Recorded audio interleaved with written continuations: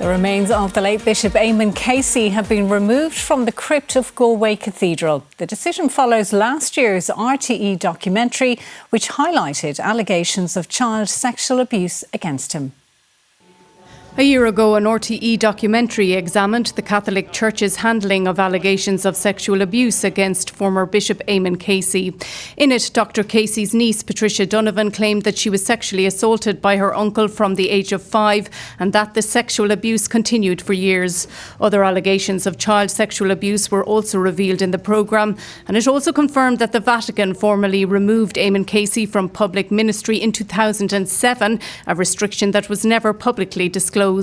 Following his death in 2017, Bishop Casey was buried in the crypt beneath Galway Cathedral. However, last year's documentary resulted in public disquiet over the presence of his remains there, which led the Galway Diocese into a period of consultation on the matter. Today, it confirmed that Bishop Casey's remains have been removed from the crypt. In a statement, the Galway Diocese said significant consensus emerged around the unique role of a cathedral as a place of unity rather than division, healing rather than hurt, and peace rather than disquiet.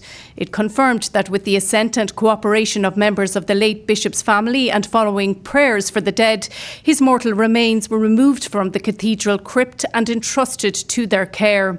Reaction to the news in Galway this afternoon was mixed. I think he should have been left to rest in peace there in the cathedral. The church are answerable now for a lot of things that went on in Ireland, so I'm glad that happened. No, I don't agree with them removing the bishop out of the crypt. He was a good bishop. We liked him. Yes, I think it is a good idea, yeah. And it was done quite discreetly as well. The Galway Diocese has said Bishop Casey's family have requested that their privacy be respected at this time. And Alva joins us now in studio. Alva, you do have some further reaction to this story this evening, but it was a significant decision. Put this into context for us. Yeah, it was a significant decision, and you can see that it's still, I suppose, causing division amongst the public in terms of their opinions that they gave there to Pat McGrath in Galway earlier. So one can't imagine that it was a straightforward decision for the Bishop of Galway or the Galway Diocese to come to, and that's probably why it took a year for it to announce this decision. Now, we don't know when this occurred, when the remains were removed from the crypt. There's no indication in that regard, but one must assume that there was a credible view or a credible evidence in the consultation that was done by the Galway Diocese to make this decision, because it is a significant one.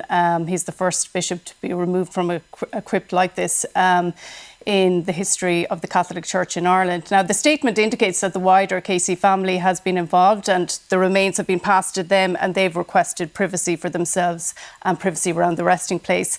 Eamon Casey denied all the allegations against him and was not convicted of abuse. But I spoke to a representative of RISN, which is the Residential Institution Survivors Network, who's a former survivor himself, William Gorry. And he said, you know, there was so much secrecy around Dr. Casey for all these years, and he just felt that the privacy afforded to him now in death and in the manner that his remains were removed and the way the Galway Diocese has revealed this, he said it was unfair. That's how he described it. He said it's been a very difficult day for survivors. He got calls from early this morning who will find this story very difficult and re-traumatising. And just to let people know that there are helplines on the RTE website if people need to access them. OK, Alva Keneally, thank you.